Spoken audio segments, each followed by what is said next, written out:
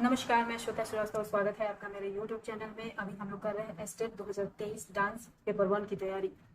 Unit 1 से लेकर unit 15 तक मैं टोटल थ्योरी की क्लासेस अपने YouTube चैनल पर प्रोवाइड कराऊंगी। अगर आपको इसकी PDF चाहिए तो आपको मेरा टेलीग्राम का चैनल ज्वाइन करना होगा, जो कि बिहार स्टेट 2023 के नाम से ही है। लेकिन PDF आपको तब मिलेगी जब आपका पहला यूनिट पूरी तरह खत्म हो जाएगा।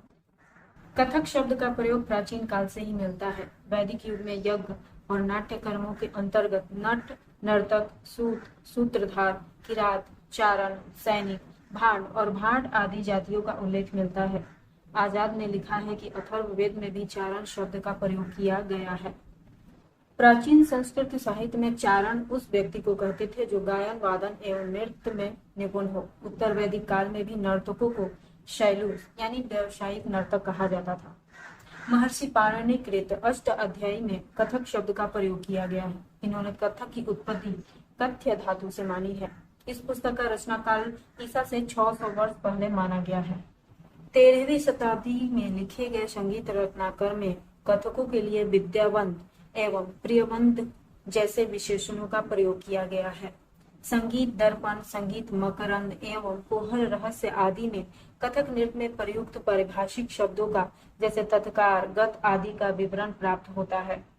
गर्ग ने आगे वर्णन किया है कि भरतनाट्य शास्त्र, संगीत दर्पण, संगीत रत्नाकर, नृत्य रत्नकोश आदि अनेक ग्रंथों में प्राचीन काल के नृत्य जैसे शब्द नृत्य, रास नृत्य, लाग नृत्य, रूपक नृत्य, चमत्कार नृत्य, कल्प नृत्य, कटोरी नृत्य, बंध नृत्य एवं गीत नृत्य आदि का वर्णन है, जो कि कथक नृत्य के समकक्ष माने जाते हैं। 15वीं शताब्दी के बाद जब भागवत धर्म का पुनः प्रचार प्रसार आरंभ हुआ, तब श्री कृष्ण की लीलाओं का वर्णन होने लगा।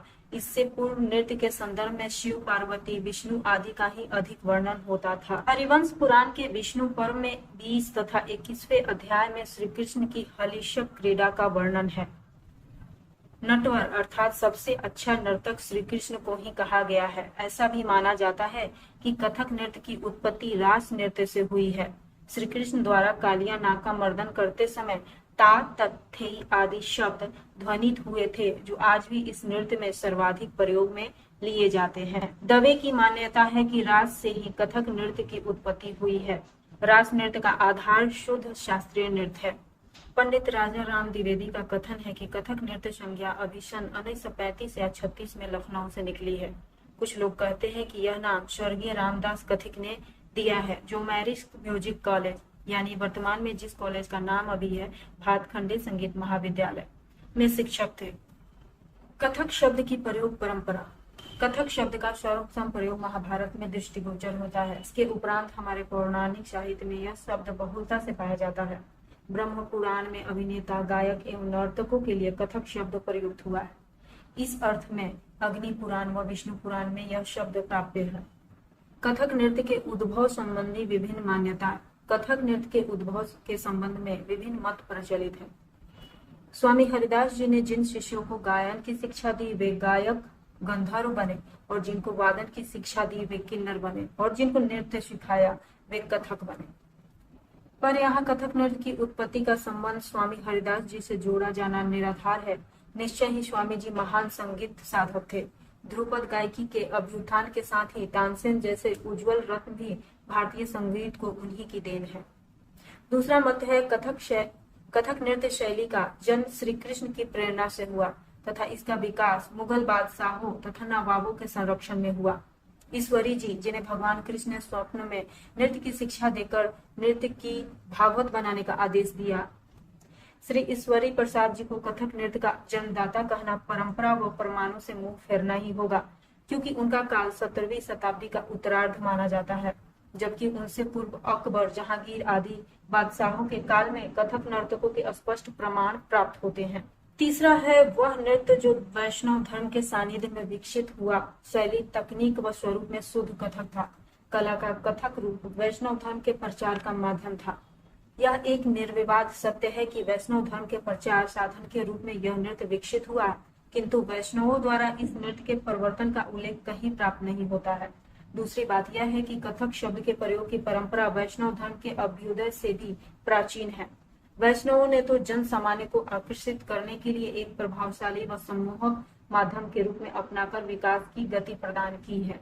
भारत के प्राचीन परंपरागत शास्त्रीय नृत्यों की श्रृंखला में कथक नृत्य का प्रमुख स्थान है। इस नृत्य में तांडव की चारियां हैं तो लास्य का ललित अंगहार भी, देशी नृत्य की सहजता तथा नाट्य की भावाभिव्यक्ति भी है। यद्यपि कथक नृत्य का वर्तमान रूप अनेक युगों की साधना का परिणाम है, परंतु यह प्रमाणिक सत्य है कि इसके बीज लगभग 1500 से 1000 वर्ष ईसा पूर्व ही अंकुरित हो चुके थे। कथक नृत्य का इतिहास हम मोटे तौर पर दो भागों में विभक्त कर सकते हैं, जहां इनका क्रमिक विकास हुआ। पहला भाग आदिकाल से 10वीं सदी तक, दूसरा 10वीं सदी से वर्तमान तक। उत्तर वैदिक काल में कथक। उत्तर वैदिक काल में वर्ण व्यवस्था कठोर होने से कलाकर्मियों की गणना वर्ण शंकर शूद्रों के रूप में की जाने लगी। संगीत, नृत्य व नाट्यकर्मी सामान्य रूप से नट कहे जाने लगे। इस काल में गायकों को सूत व नर्तकों को शैलूस कहा जाता था। इसी समय नाट्य शास्त्र के रचयिता भरत मुनि का अवतरण हुआ और इनकी शिष्य व संतान ही भरत कही जाने लगी। भरत के ही काल में एक नट संप्रदाय का अस्तित्व में आई, कुशीलव, जो कथक नृत्य के वास्तविक इतिहास का प्रारंभ का कारण बनी। यह कुशीलव शब्द वाल्मीकि मुनि का भी विशेषण है, जिन्होंने लव कुश से रामायण गवाई। कुशीलव समुदाय भरत की नाट्य प्रयोग परंपरा में वाद्य रचनाकारों यानी वाद्यकार की भूमिका निभाते थे। कौटिल्य के अर्थशास्त्र में कुशीलवों द्वारा नागरिकों को प्रेक्षणक यानी नाटक दिखाए जाने का उल्लेख है। शारदा तनय के अनुसार वाणी और अंगों की चेष्टाओं द्वारा अनेक प्रकार की भूमिकाओं के यथा प्रकृति संधान में कुशल होने के कारण ही ये कुशीलव कहे जाते हैं। वहीं आप्टे ने भी अपने शब्दकोश में कुशीलव का अर्थ नाटक या नर्तन किया है। कुशीलव संगीत के तीनों अंग गायन, वादन एवं नृत्य में प्रवीण होते थे। इन्होंने खुद को रामायण गान तक सीमित न रखकर नवीन नाट्य प्रयोग किया। कुशीलव को चारण के नाम से भी संबोधित किया गया है। चारण अर्थात किंकिणी वाद्य का प्रयोग जानने वाला, विकट नर्तक से घिरा, समस्त राज्यों का मर्मज्ञ व चतुर। पारंपरिक कथा का इन्होंने सस्वर पाठन किया। इन्होंने नृत्य नाटक का स्वरूप पेश किया। नृत्य नाटक की लोकप्रियता ने कला प्रेमी राजाओं को नई संरचना और नटी वर्ग की सुरक्षा और संरक्षण देने को प्रेरित किया। इन चारणों के समान ही ढोली, नगारची, बारेठ, भट्ट, मलिक भी उत्तर प्रदेश के समान ही संगीत कर्मी जातियां हैं, जिनकी अपनी नृत्य परंपराएं रही हैं, जिन्हें आज के कथक के अंतर्गत ही माना जाता है। इनके द्वारा शताब्दियों तक नृत्य की धारा उत्तर भारत में प्रवाहित होती रही है। 10वीं शताब्दी से वर्तमान। 10वीं शताब्दी के बाद का काल भारत में इस्लामी सभ्यता के प्रवेश व इन कुशीलवों, कथकों के बिखराव व पतन का काल है। विजयी शासकों ने भारतीय कला का सम्मान नहीं किया, और किया भी तो अपने विलासिता के रंग में ही।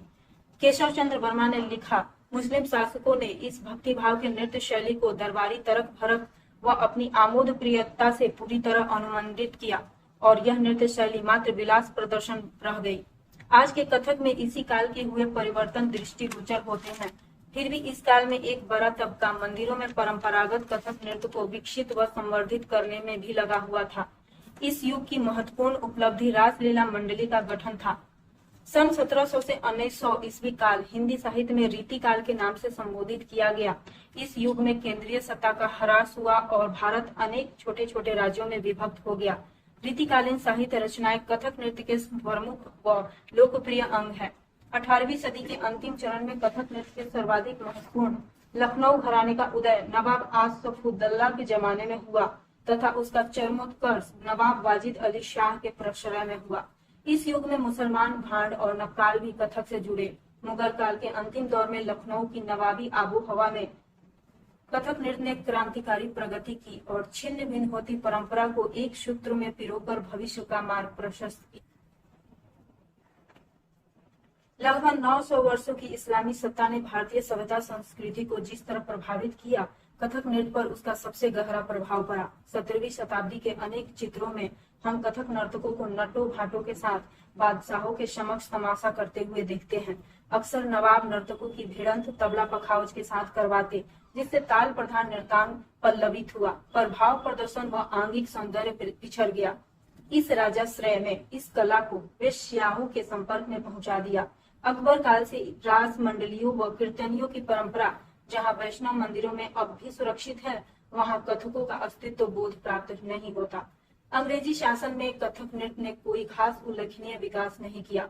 राजा रईस के महफिलों से जुड़ी यह और पतन के गहरे गर्त में चली गई। राष्ट्रीय पुनर्जागरण के बेला में कथक नृत्य को कथकली के कवि वल्लथोल, भरतनाट्यम के रुक्मणी देवी व मणिपुरी के रविंद्रनाथ टैगोर जैसा कोई मसीहा नहीं मिला जो बिखरी परंपराओं को एक सूत्र में पिरोकर नया स्वरूप दे पाता। हालांकि ऐसे प्रयास मैडम मेनका व राजा चक्रधर सिंह के द्वारा किए गए, जिनका सार्थक परिणाम नहीं निकला, बल्कि राजा चक्रधर सिंह के दरबार में पंडित जयलाल व अच्छन महाराज की परस्पर लॉकडाउन ने निरर्थक विवाद को जन्म दिया। अंग्रेजी शासन में किसी सकारात्मक घटना का उल्लेख अगर किया जाए तो वह है कि नृत्य दरबारों से निकलकर जनमंच पर आ गया और भद्र परिवारों के युवक युवतियों ने क्रियात्मक रूप से इसमें रुचि लेना प्रारंभ कर दिया और विद्यालयीन शिक्षा प्रणाली का आरंभ हुआ। दिल्ली में कथक केंद्र की स्थापना ने इसकी नवीन रूप रचना में महत्वपूर्ण भूमिका निभाई, जिसमें इस दौर के अन्य कलाकारों ने भी अपने अपने स्तर पर योगदान दिया।